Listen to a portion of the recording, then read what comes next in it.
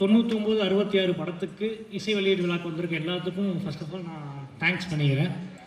So இந்த படத்துக்கு இந்த கேரக்டருக்கு நான் செட் ஆவேன், அதை நான் கரெக்டாக பண்ணுவேன் நம்பி எனக்கு இந்த கேரக்டரை கொடுத்த மூர்த்தி சாருக்கும் நான் வந்து தேங்க் பண்ணிக்கிறேன். ஸோ எனக்கு இது மாதிரி இதுதான் ஃபஸ்ட் டைம் இதில் பேசுகிறது, அதனால் என்ன பேசுகிறதுன்னு தெரில. ஆனால் இந்த படத்தோட கதை கேட்கும்போது என்னோடய போர்ஷன் என்னவோ அதை மட்டும் தான் என்கிட்ட சொன்னாங்க. அப்போ அதுவே எனக்கு பிடிச்சிருந்தது, அதனால் நான் இந்த படத்தை கண்டிப்பாக பண்ணுறேன் சார் அப்படின்னு சொல்லியிருந்தேன். பட் ஆனால் முழு கதை என்னன்னு கேட்கும்போது என்கிட்ட ஒரு நாளைக்கு அவர் ஒரு கதை சொல்லுவார். என்ன கேட்டால் இன்றைக்கி இதை மாற்றிட்டேன் அப்படின்னு புதுசாக சொல்லுவார். ஸோ இந்த படம் கண்டிப்பாக உங்கள் எல்லாருக்குமே ரொம்ப பிடிக்கும் நம்புகிறேன். தியேட்டர்ஸில் பாருங்கள். Thank you so much. எல்லாருக்குமே ரொம்ப நன்றி.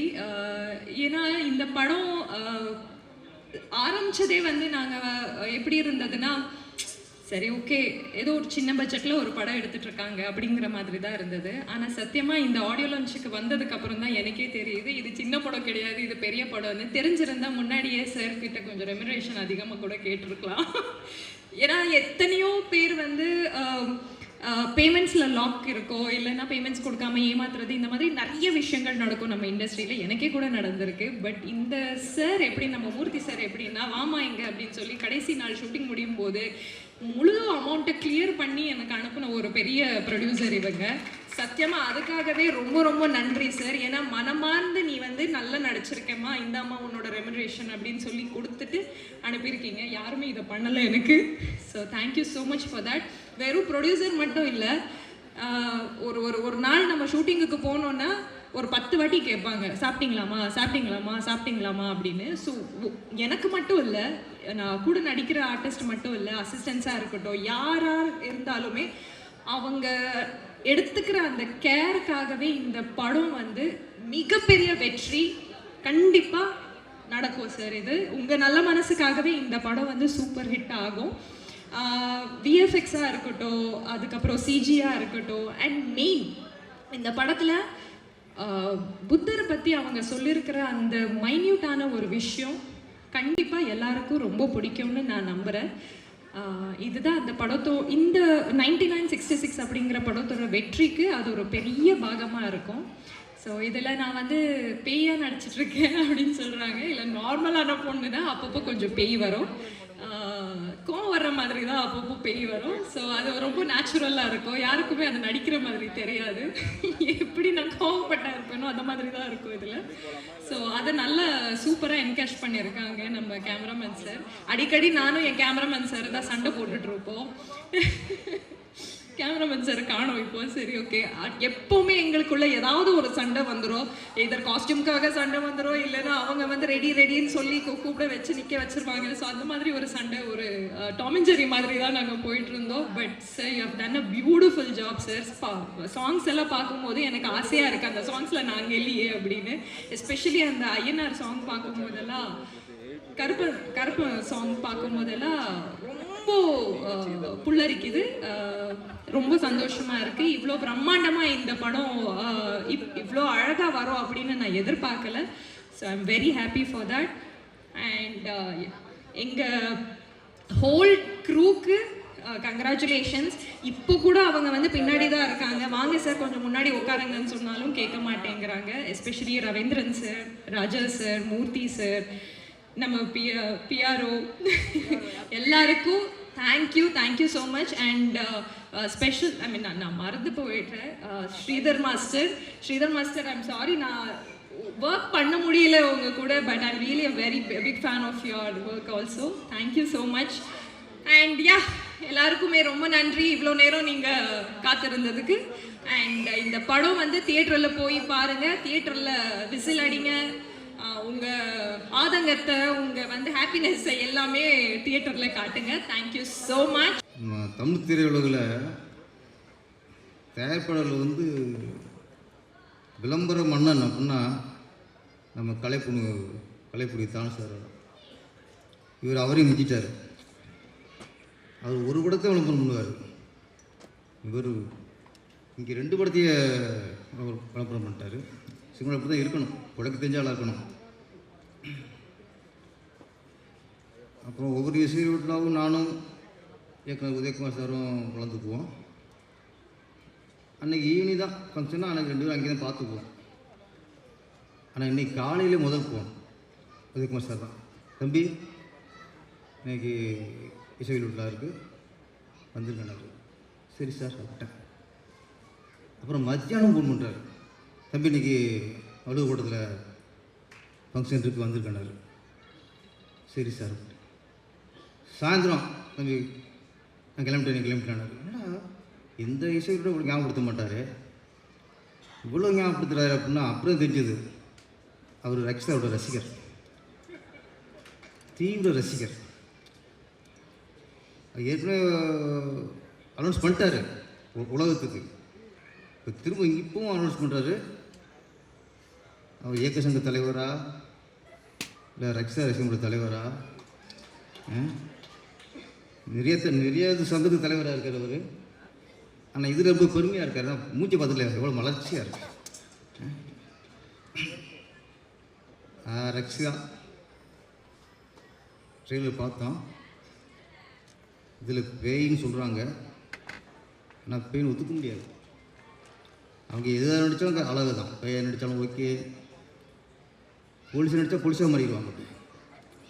அப்புறம் கிளாமர் குடும்ப பாவனை கேரக்டரை அதுலேயும் கலைக்கிடுவாங்க. எந்த வேடம் கொடுத்தாலும் அற்புதம் செய்யக்கூடிய ஒரு நடிகை தான் ரக்ஷிதா அவர்கள். வாழ்த்துக்கள் மேடம்.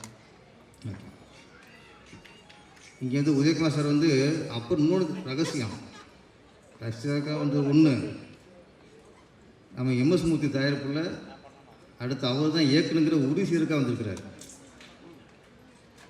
அந்த படத்தில் ஹீரோயின் ரக்ஷிதா. நான் சொல்கிறேன் நம்ம ஈஸி ஆயாண்ணா இவனு கரெக்டாக ஆகிக்குவாங்களாம். உதயகுமார் இயக்கத்தில் ரஷ்கா தான் கதாநாயகி. என்ன எம்எஸ் மூர்த்தி சார் அது திரும்பிட்டார். ஆமாம், நிறைய கமிட்மெண்ட் இருக்கு. உங்கள் தயாரிப்பு, உதயகுமார் சார் இயக்கம், அதில் கதாநாயகி வந்து ரக்ஷிதா. பூஜை போட்டுருவாங்க. பூஜை போட்ட மாதிரி தான் முடிச்சு அனௌன்ஸ் பண்ணியாச்சு. இப்போ அப்புறம் இந்த படம் அதுக்கா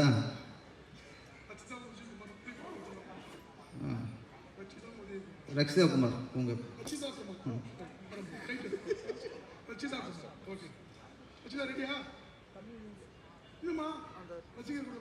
ஓகே, நல்ல வரும். இது பேய் படம் அப்படின்னு பார்த்தா கடைசியாக படம் தான் பேய் படமாக இருக்கு.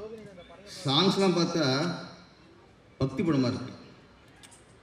விநாயகர் சாங், அப்புறம் புத்தர் சாங், அப்புறம் கருப்பண்ணசாமி சாங், எல்லாமே சாமி சாங் தான்.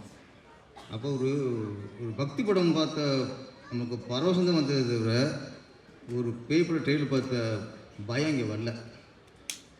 அது 3 சாங்கும் எனர்ஜி. அந்த பிள்ளையார் சாங் வந்து ஸ்ரீதர் மாஸ்டர் கலக்கிட்டார். சாங்கு 6 வரைக்கும் அவ்வளோ எனர்ஜி. அப்புறம் கருப்பண்ணசாமி, நம்ம எம்எஸ் மூர்த்தி ஐயா, அந்த கருப்பண்ணசாமி அவரை கருப்பாக பூசுகிறாரில் அவர் தான் கீழே போடணும், எம்எஸ் மூர்த்தியும் போடணும், அது தெரியும் போல இருக்கு. அவர் அந்த சாங்கு கலக்கிடுச்சு. அப்புறம் புத்தர், நம்ம ஞானசந்தையர் குறிப்பிட்டார். புத்தர் சாங் அப்போ நம்மளுக்கு பிள்ளையார் சாங்கை பார்க்கும்போது ஒரு பரவசம், கருப்பண்ணசாமி சாங்கை பார்க்கும்போது அது வேறு மாதிரி நமக்கு அருள் வருது, அப்படி வருது. ஆனால் புத்தர் சாங்கு கேட்கும்போது நமக்குள்ள ஒரு அமைதி, நமக்கு ஒரு நிம்மதி, வேறு என்னமோ ஒன்று பண்ணுது. சமீபத்தில் புத்தரை பற்றி எந்த படத்துலையும் யாரும் சொன்னதில்லை, புத்தரை பற்றி சாங் யாரும் வச்சதில்லை.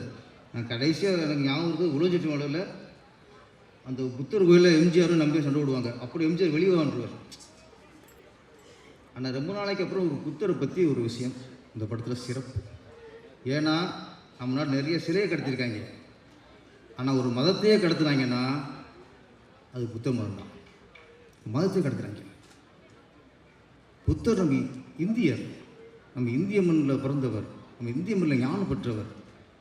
ஆனால் இன்றைக்கி இந்தியாவை தவிர மற்ற எல்லா நாட்டிலையும் புத்தர் கோயில் இருக்குது. புத்த மதத்துக்கு ஒரு வலிமை இருக்குது. நம்ம இழந்துட்டோம்.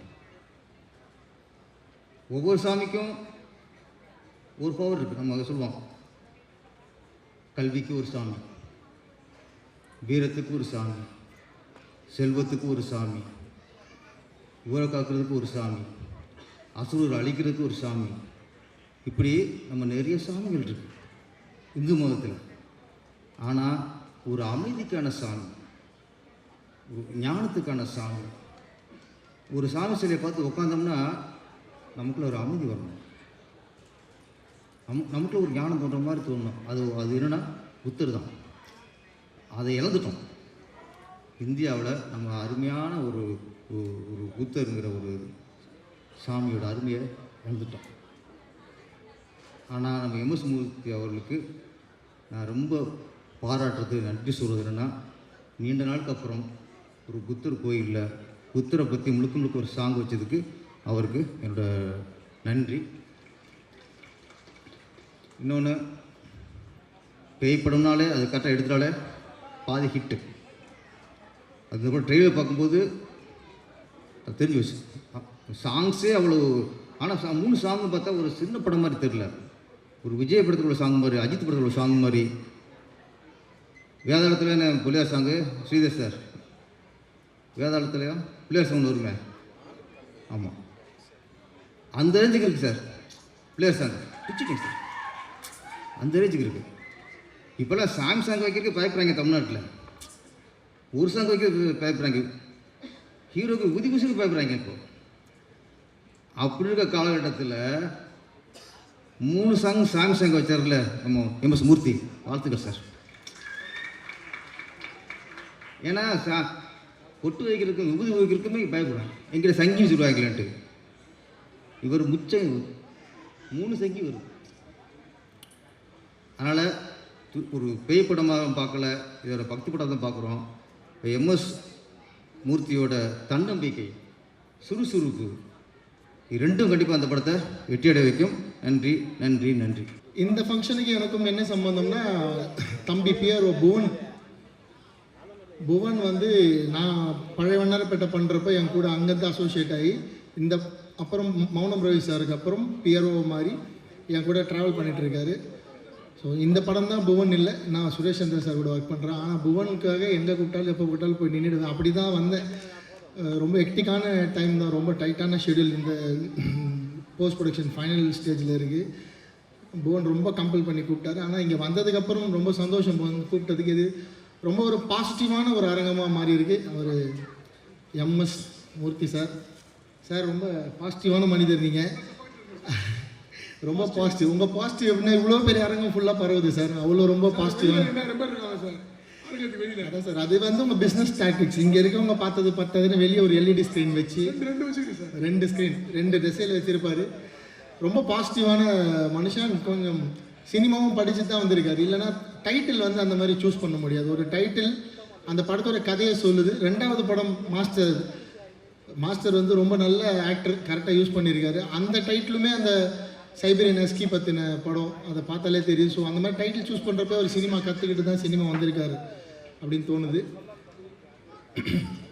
அதெல்லாம் தாண்டி இந்த படத்தில் அவங்களுக்கே தெரியாமல் ஒரு ஸ்பெஷல் இருக்குது. என்னென்னா அப்பார்ட்மெண்ட் பேஸ்டு மூவிஸ் வந்து சினிமாவில் ரொம்ப கம்மி. அந்த ஜானர் வந்து ரொம்ப சிறப்பான ஜானர். தமிழில் வந்து ஒரு 2 படம், இப்போ ஒரு ரீசெண்டாக 3 BHKன்னு ஒரு படம், அது அப்பார்ட்மெண்ட்டை பேஸ் பண்ண படம்.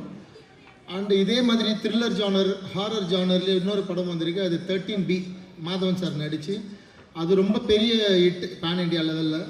அண்ட் இந்தியா லெவலில் ட்ராப்டுன்னு ஒரு படம் வந்திருக்கு. அதுவுமே இந்தியா லெவலில் ரொம்ப பெரிய பேசப்பட்ட ஒரு apartment based movie. And life in metro அப்படின்னு ஒரு படம் வந்திருக்கு. இதில் ட்ராப்டும் 13Bயும் horror and thriller based apartment movie. So அந்த ஜானரில் வந்து படத்தை வந்து ஃபஸ்ட்டு கொண்டு வந்ததுக்கு மனமார்ந்த வாழ்த்துக்கள். ஏன்னா அப்பார்ட்மெண்ட் பேஸ்ட் ஜானர்ன்றது ரொம்ப செலக்டட் க்ரைட்டீரியாவில் தான் வந்திருக்கு படங்கள். ஒரு பார்க்குற மாதிரியான ஒரு மேக்கிங்கோட ஒரு படம் பண்ணியிருந்தானாலே ரக்ஷிதா மேடம்காக இந்த படம் வந்து நிச்சயமாக ஓடும். அவங்க ஒரு ரீசெண்டாக அவங்க படம் வந்து மினிமம் கேரண்டி அந்த மாதிரி அவங்கள நம்பி இன்வெஸ்ட் பண்ணி ஒரு படம் எடுத்தால் அந்த பணம் திரும்ப வந்துடும் அப்படின்னு நிரூபிச்சிருக்காங்க. ஸோ அவங்கள நம்பி ஒரு அப்பார்ட்மெண்ட் பேஸ்டு ஒரு ஹாரர் த்ரில்லர் கண்டிப்பாக அந்த படம் வந்து லாபமாக தான் கொண்டு போய் சேர்க்கும். எல்லாமே கால்குலேட் பண்ணி வியாபாரமாகவே பண்ணியிருக்காரு எம்எஸ் மூர்த்தி சார். அண்ட் அடுத்த படம் எங்கள் இயக்குனர் சங்க தலைவருக்கு வந்து இங்கே அனௌன்ஸ் பண்ணியிருக்காரு. அண்ட் செயலாளர் பேரரசனுக்கு அனௌன்ஸ் பண்ணியிருக்காரு. ஆரி உதயகுமார் சார் படத்துக்கு ஹீரோயின் அனௌன்ஸ் பண்ணிட்டாங்க சார். பேரண்ட்ஸ் சார் ரொம்ப நாளாக ஹீரோ நடிக்கணும்னு பேசிகிட்டு இருக்காங்க சார். ஹீரோவே லாக் பண்ணிட்டீங்க பேரண்ட்ஸு சார். ரொம்ப சந்தோஷம். குடும்ப விழா மாதிரி நடந்திருக்கு. இது வந்து இப்போ எம்எஸ் மூர்த்தி சார் எங்கள் திரையுலகத்தில் ஒரு குடும்பத்தோட அங்கத்தினராக வந்துட்டார்.